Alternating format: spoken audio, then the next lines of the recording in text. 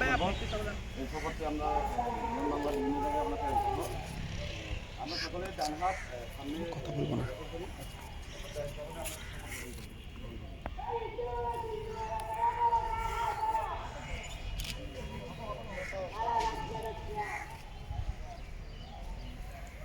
বিজয়ের 49 বছর পেরিয়ে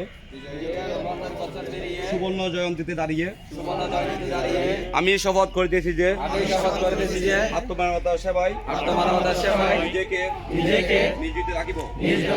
দেশ ও দশের কল্যাণে সদা সচেষ্ট রাখিব।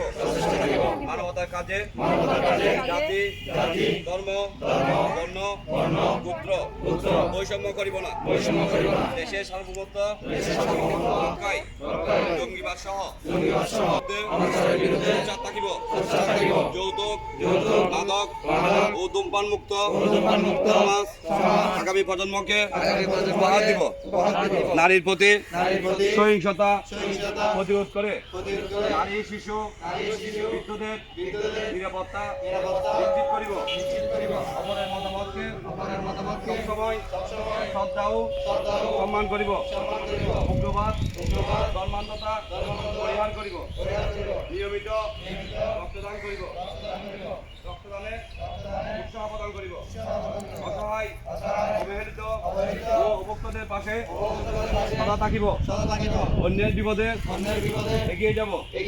দেশকে পরিষ্কার পরিচ্ছন্ন রাখিব।